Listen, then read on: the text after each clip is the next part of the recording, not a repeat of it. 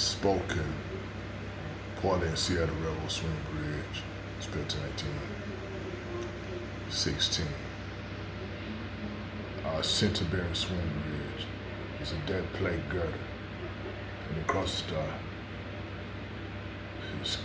Skipanon River, located in Warrenton, Oregon. Right now, this bridge is no longer exists; it was removed, and so.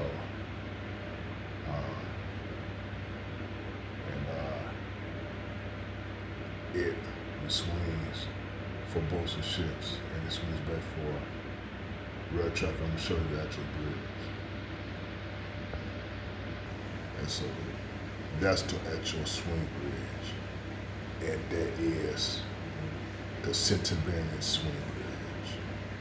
So, which was there before it was removed. So now it's removed.